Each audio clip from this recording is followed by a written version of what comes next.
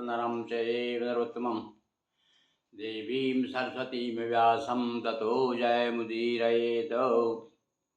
हाँ, आस्थावान सज्जनों, आज हम चर्चा करते हैं श्रावण शुक्ल एकादशी। इसकी कथा हम आपको सुनाते हैं, सुनिए। युधिष्ठिर बोले, हे मधुसूदन, श्रावण शुक्ल पक्ष की एकादशी का क्या नाम है, सो कृपा करके मुझसे कहिए। श्री कृष्ण बोले, हे राजन, प्राचीन समय में माहिष्मतीपुरी में महीजित नाम का राजा राज्य करता था। उसके पुत्र नहीं था और राज्य से सुख नहीं मिलता था। बिना पुत्र के इस लोक और परलोक में सुख नहीं है। पुत्र की प्राप्ति के लिए उपाय करते हुए राजा बहुत समय बीत गया, परंतु पुत्र उत्पन्न नहीं हुआ।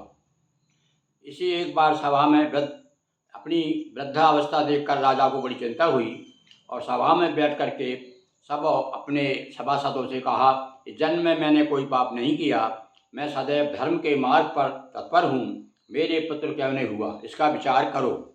सब जनता से पूछा। ब्राह्मण और प्रजा इस बात को सुनकर आपस में विचार कर सघन वन में गए।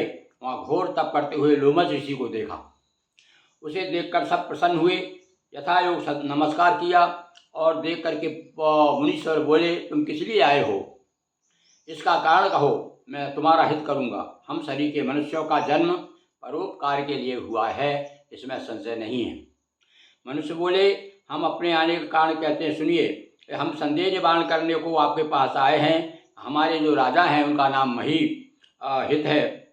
महीहित नाम के जो राजा हैं, हे ब्राह्मण, हम उनकी प्रजा हैं। उनकी चिंता बिना पुत्र के देख करके हमें बड़े दुख हुआ है, सो हम यह विचार करके आपके पास आए हैं। ये द्विजोत्तम, उनके भाग्य से ही आपका दर्शन हुआ है।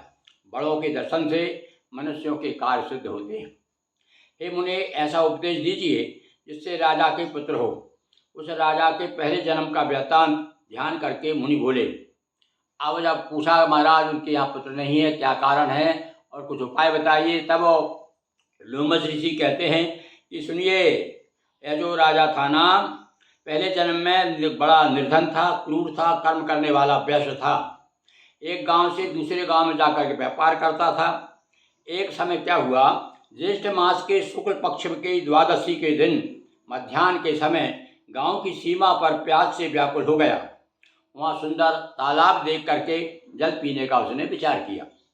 वहाँ हाल की ब्याही गौ बछड़ा समेत जल पीने को आई थी। उस वैश्य ने जल पीती हुई गौ को हटाकर जल पिया।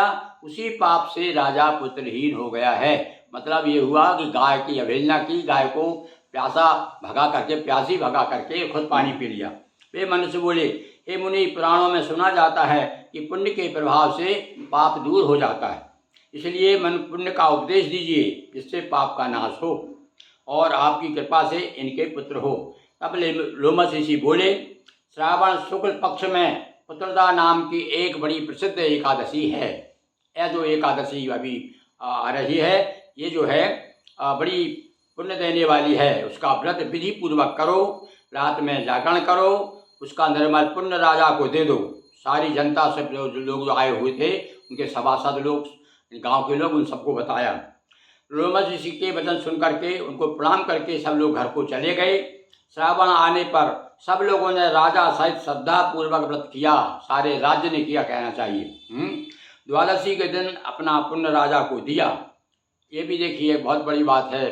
आदमी अपना पुण्य दूसरे को संकल्प करके दे सकता है। पुण्य के देते ही रानी ने गर्भधारण किया। प्रसव का समय अपने सुंदर पुत्र उत्पन्न किया।